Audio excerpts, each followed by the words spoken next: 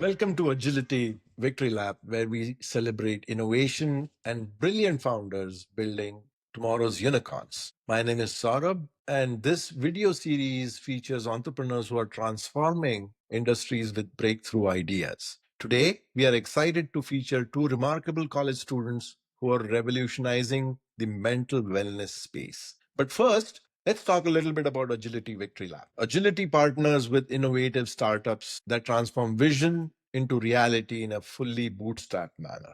We provide technical expertise, strategic advice, as well as product engineering and development expertise to these founders. This video series celebrates the founder's journey and the power of strategic partnerships. And every episode, we will feature new entrepreneurs creating meaningful impact. Today's guests perfectly embody innovation meeting execution. So without further ado, let's get started.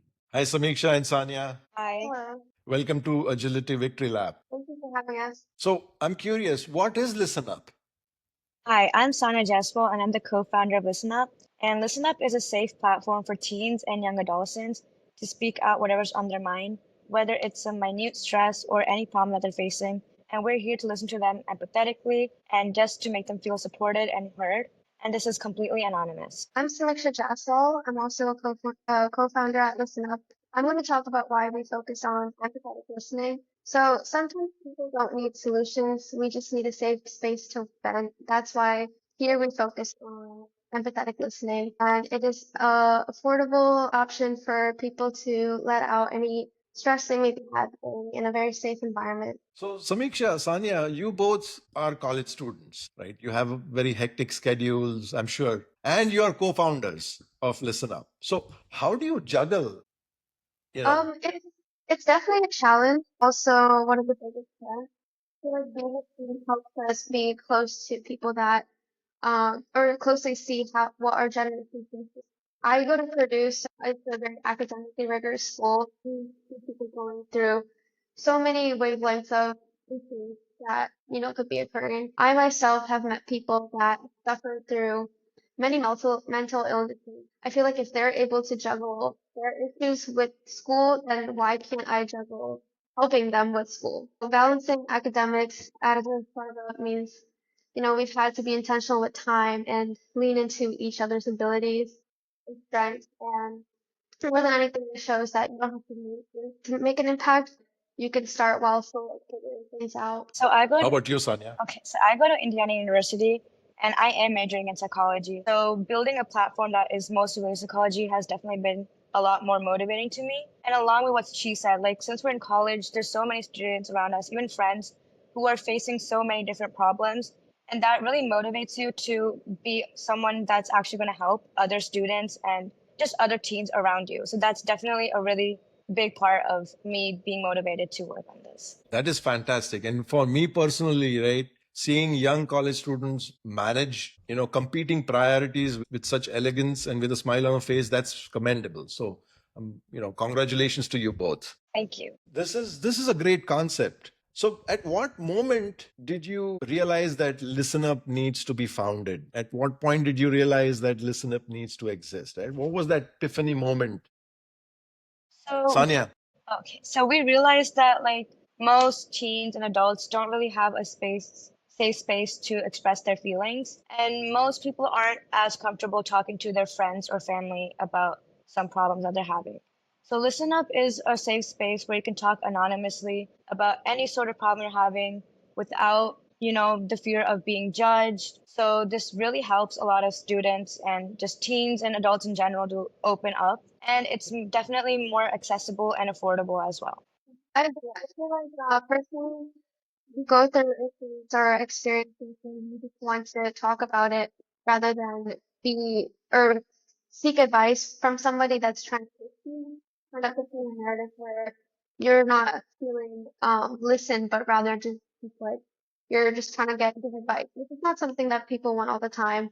And you would rather just have an environment where you feel present and you're just able to talk about any issues you may be having. So that's something that this focuses on. And I just feel like as a college student, there's so much going on a daily basis where it's hard to even juggle time to be able to go through therapy sessions and able to actually collect all your thoughts and like have an environment to talk. But this is safe, it's quick, fast, and it definitely helps people gauge what they're feeling. So what I also wanted to say is like definitely like in college, there's a lot of students who are again like super overwhelmed with just work, studies, or just anything going on in life.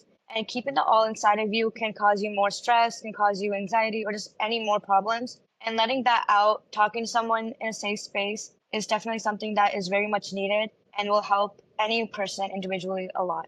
All right. So, can you tell me a little bit about some of the early challenges you ran into as you were building the platform, as you were scaling that platform up? So one of the main challenges that we've faced with this platform being online is making sure that the people who are talking to us feel a real human connection and it doesn't feel robotic or fake in any sense. And mostly just like for the people who are speaking, sorry, to just feel comfortable and safe talking to us. I feel like when before this, I definitely used a lot of AI to navigate how I'm feeling, and I started realizing how robotic the answers were and how it's not a very stimulating conversation. It can't really replicate human empathy or compassion or warmth. It does give like it gives good advice, I have to say, but it doesn't give you the same um feeling of connectedness as a human does.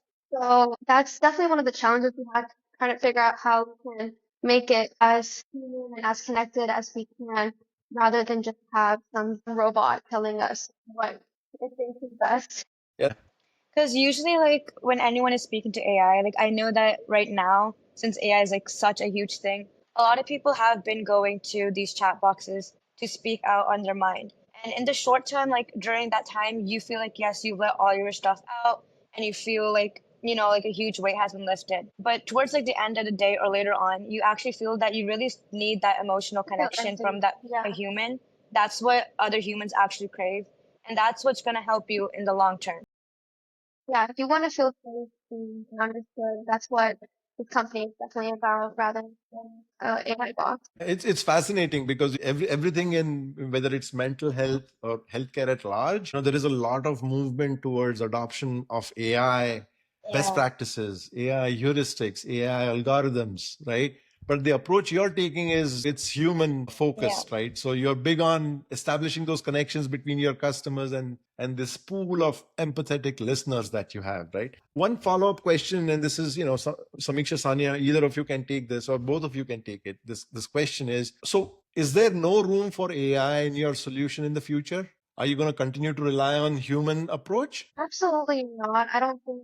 I feel like there is, again, like AI is so powerful, and it's great to use as a tool to understand how humans can benefit off of this. So I feel like, me personally, I think AI is extremely helpful. And I don't believe, like we said before, it's not always a solution when it comes to feeling connected as we were with the human, but it definitely will help in the long term to understand how things can be. I completely agree with her. Like, obviously, in this day and age, AI is definitely a helpful tool, but it shouldn't be the only tool. Along with AI, you still need that human touch. So, in our platform, of course, maybe we might use AI to help us in some sort of way, but definitely not when it comes to actually being the listener. For the listener, we're going to always have just a human talking to you. So you feel that real connection and that a robot cannot give. And there's also like one more thing that I noticed a lot about AI. Whenever you talk to it, it always like appreciates you and always makes it feel like you're the right one and everyone else is kind of wrong. And that will honestly not help you at all in the future. The only thing that it's going to give you is like the self appraisal constantly. It's just going to boost your ego, which is definitely not a good thing. It's just going to build your self confidence, but in a bad way. And it could lead to you being more like narcissistic or just like anything that is negative, which definitely no one wants. And a human is definitely more important because, along with being like, yes, you are right, they also won't defend you on everything. They're going to tell you what's wrong and what's right, which is what a human needs to grow. This is great. So I have a question, right? So let's say I want to sign up for Listen Up and I want to use the text only option, right? Because I think looking at your website, I realized that there are two ways to communicate. You can either communicate through your phone, a voice call, or a voice call, or through a text message, right? So let's say I sign up for a 30-minute session over a text message, right? So what's the process? What is that kind of experience does Listen Up offer to me as an end user? So the experience that we're going to offer you is you can come and text us about whatever's on your mind, whatever you've done throughout your day, or just any problem you're having. And we're only here to listen unless advice is asked for. So in this case, let's just say like they came up with a problem that they're facing, whether it's like any normal problem. So they can ask that, oh, I want advice for this. Can you help me on this? Or we can ask them that, do you want advice on this, or do you just want to keep talking? Unless they're not okay with us giving advice, we're not going to. If they want any advice or any follow up, then we're there to give them any advice. Again, since this is not therapy, we have like specific boundaries on what advice we can give. Since this is empathetic listening and not professional licensed therapy, we have to make sure that the advice we're giving is helpful in a way, but also not leading towards like anything clinical. It's also kind of like, um, people don't always want unsolicited advice, especially like when you're already going through it and someone is telling you something you don't really want to hear. But, again, like, it's not like we're trying to find somebody to fix us. It's more just somebody to listen. So that's why we're empathetic listeners. We are trained to see or to hear and not judgment or sorry, just like not have any judgment with them. So it's just mainly focusing on having a safe environment.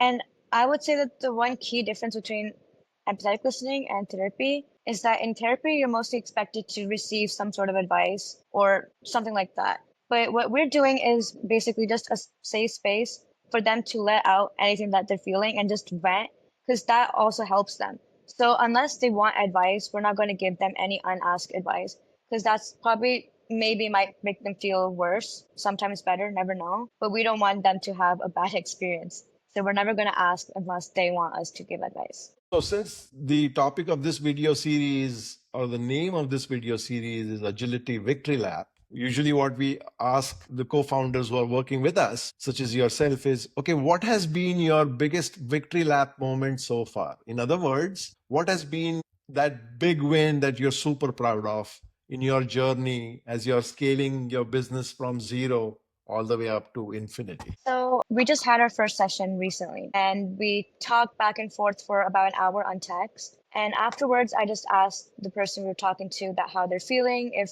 they feel better after the session. And the response they gave us made us definitely feel a lot more motivated and reassured. They told us that this session helped them a lot. It reassured them, and the advice that I had given them definitely helped them. And they just were like really appreciative of the whole session. And that definitely made me feel so much better that I was able to help one person feel better about what they're going through in their life.